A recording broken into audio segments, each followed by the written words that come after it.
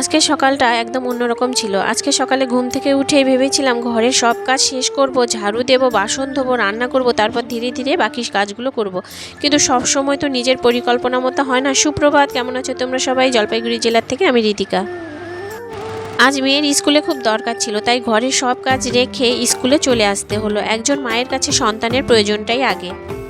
ঘরের কাজ পরে করলেও হবে, কিন্তু স্কুলের কাজ তো সময় মতোই করতে হবে। এখন বাড়ি ফিরে দেখি ঘরটা পুরো আগোছালো হয়ে আছে। বিছানা যেমন ছিল তেমনই পড়ে আছে, বাসনগুলো পড়ে আছে, রান্নাঘরের কাজও বাকি। মনে হচ্ছে আজ অনেক কাজ অপেক্ষা করছে।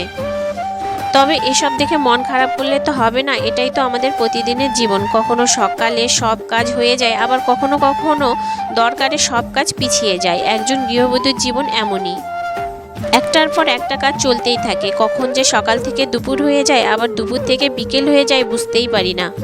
অনেকেই ভাবেন ঘরে থাকলে হয়তো কোনো কাজ থাকে না, কিন্তু যারা নিজেরা সংসার সামলান তারা জানেন ঘরের কাজের কোনো শেষ নেই।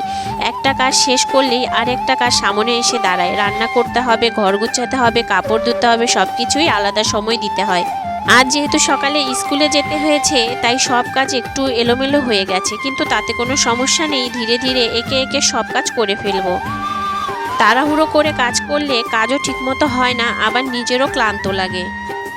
আমি সবসময় একটা কথা ভাবি, সব কাজ একদিনে নিখুঁতভাবে না হলেও সমস্যা নেই, যতটা পারি মন দিয়ে করি, কারণ এই ছোট ছোট কাজগুলো দিয়েই তো একটা সংসার সুন্দর থাকে। আজ ভাবছি আগে ঘরটা গুছিয়ে নেব, তারপর বাসন ধোবো, ঘর মুছবো, ঘর ঝাড়ু দিব। কাজ করতে করতে হয়তো ক্লান্ত লাগবে, কিন্তু সব শেষ হলেও একটা আলাদা শান্তি লাগে। তখন মনে হয় সারাদিনের পরিশ্রমটা সার্থক হয়েছে। সংসারের কাজ কখনো শেষ হয় না, কিন্তু এই কাজগুলোর মাঝেই অনেক আনন্দ লুকিয়ে থাকে। নিজের হাতে সব কিছু গুছিয়ে রাখার একটা আলাদা তৃপ্তি আছে। দিনের শেষে যখন ঘরটা পরিষ্কার পরিচ্ছন্ন থাকে, তখন সব ক্লান্তি যেন একটু কমে যায়।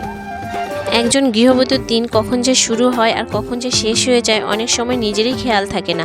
সকাল থেকে রাত পর্যন্ত ছোট ছোট কত কাজ, রান্না, ঘর গোছানো, কাপড় ধোয়া, পরিষ্কার পরিচ্ছন্ন রাখা, সব কিছু মিলিয়ে একটা দিন কেটে যায়।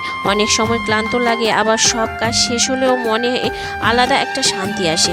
তখন মনে হয় আজকের দিনটাও ভালোভাবে শেষ করতে পেরেছি। একজন গৃহবধূর দিন কখন যে শুরু হয় আর কখন যে শেষ হয়ে যায়, অনেক সময় নিজেরই খেয়াল থাকে না। সকাল থেকে রাত পর্যন্ত ছোট ছোট কত কাজ, রান্না, ঘর গুছানো, কাপড় ধোয়া, পরিষ্কার পরিচ্ছন্ন রাখা, সব কিছু মিলিয়েই একটা দিন কেটে যায়। অনেক সময় ক্লান্ত লাগে, আবার সব কাজ শেষ হলে মনেও একটা আলাদা শান্তি আসে। তখন মনে হয় আজকের দিনটাও ভালোভাবে শেষ করতে পেরেছি।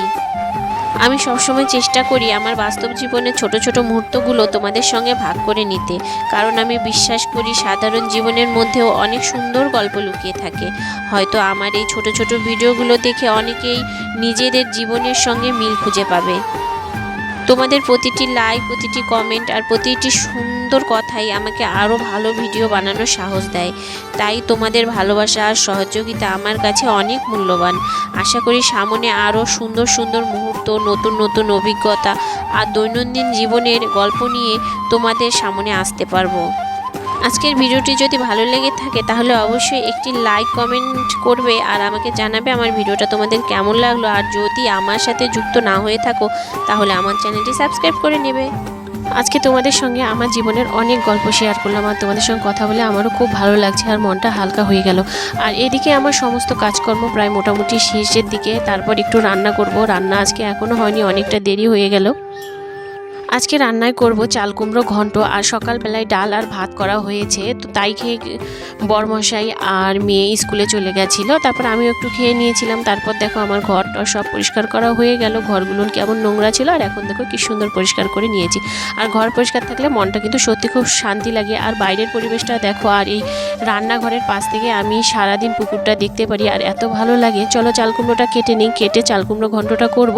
তারপর বরমশাই আসবে, মেয়ে আসবে, সবাই মিলে খাওয়া দাওয়া করে তারপর একটু বিশ্রাম নেব। সারাদিনের এই কাজ তোমাদের কেমন লাগলো তোমরা কিন্তু অবশ্যই জানাবে আমাকে। আর আমার চাল কুমড়ো ঘন্ট খেতে কিন্তু ভীষণই ভালো লাগে। আমার মেয়ে পছন্দ করে না, বরমশাই পছন্দ করে, কিন্তু মেয়ে একদমই চাল কুমড়ো কিন্তু খেতে চায় না।